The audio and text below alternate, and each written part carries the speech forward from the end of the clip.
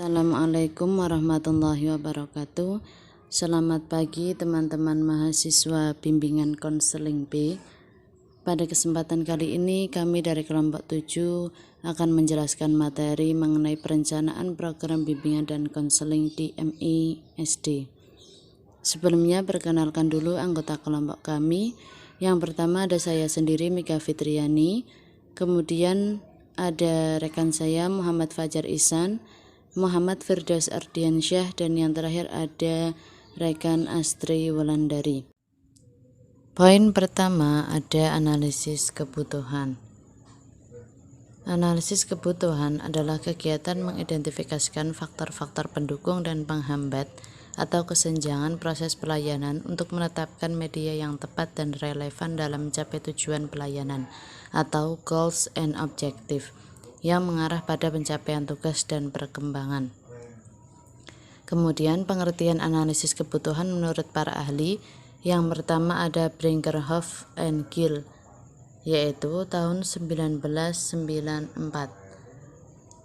Menurutnya, analisis kebutuhan adalah sebuah proses untuk mengidentifikasikan pengetahuan dan keterampilan yang diperlukan dalam mencapai tujuan organisasi.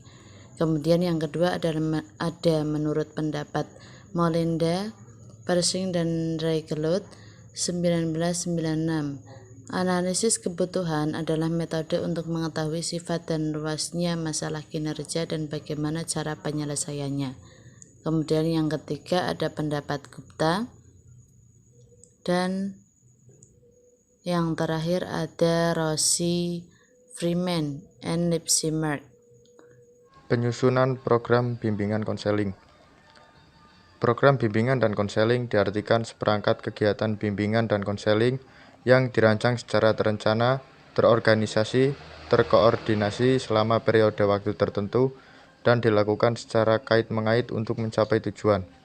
Penyusunan program bimbingan dan konseling dimulai dengan melakukan analisis kebutuhan atas apa yang dibutuhkan oleh konseli dalam rangka pemenuhan tugas perkembangannya. Data yang dihasilkan dari hasil analisis kebutuhan akan menjadi bahan acuan dalam penyusunan program bimbingan dan konseling. Perencanaan sarana dan biaya. Fasilitas atau sarana yang diharapkan tersedia di sekolah ialah ruangan tempat bimbingan yang khusus dan teratur, serta perlengkapan lain yang memungkinkan tercapainya proses layanan bimbingan dan konseling yang bermutu. Ruangan hendaknya sedemikian rupa sehingga di satu segi para siswa yang berkunjung ke ruangan tersebut mereka merasa senang, aman, dan nyaman, serta segi lain di ruangan tersebut dapat dilaksanakan layanan dan kegiatan bimbingan lainnya sesuai dengan asas-asas dan kode etik bimbingan dan konseling.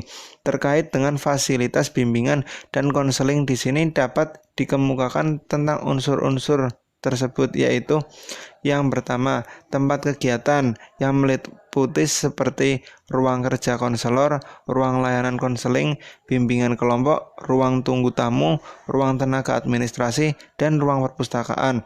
Yang kedua, instrumen dan kelengkapan administrasi seperti angkat siswa dan orang tua, pedoman wawancara, pedoman observasi, format konseling, format suatu layanan, dan format suatu referral. Yang ketiga, buku-buku panduan. Yang pertama ada buku informasi tentang studi lanjut atau kursus-kursus. Selanjutnya modul bimbingan atau buku materi layanan bimbingan, buku program tahunan, buku program semesteran, buku khusus, buku harian, buku hasil wawancara, laporan kegiatan layanan, data kehadiran siswa, leker BK, dan buku realisasi kegiatan BK. Yang keempat, perangkat elektronik seperti komputer dan tape record. Yang kelima, filing cabinet, yaitu tempat penyimpanan dokumentasi data siswa-siswa. Kemudian selanjutnya ada sarana yang diperlukan untuk menunjang layanan bimbingan dan konseling adalah sebagai berikut. A. Yang pertama, tempat bekerja dan melaksanakan kegiatan BK. B. Peralatan instrumen BK, termasuk instrumen pengungkapan masalah dan kondisi siswa, baik yang bersifat tes maupun non-tes format. C. Bahan-bahan informasi seperti informasi pendidikan dan informasi jabatan. D. Buku-buku bimbingan. E. Pedoman kegiatan.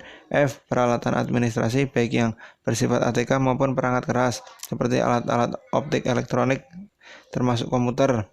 G. Dukungan dan kesempatan. H. Pengembangan profesional. Selanjutnya, biaya penyelenggaraan program bimbingan dan konseling. Perencanaan anggaran biaya merupakan komponen penting dari manajemen bimbingan konseling. Perlu dirancangkan dengan cermat. Beberapa anggaran yang diperlukan untuk mengimplementasikan program. Anggaran biaya untuk menunjang kegiatan layanan seperti anggaran untuk surat menyurat, transportasi, penataan, pembelian alat-alat, dan sebagainya. Kemudian fasilitas dan pembiayaan merupakan aspek yang sangat penting yang harus diperhatikan dalam suatu program bimbingan dan konseling. Adapun aspek pembiayaan memerlukan perhatian yang lebih serius karena dalam kenyataannya aspek tersebut merupakan salah satu faktor penghambat proses pelaksanaan bimbingan dan konseling.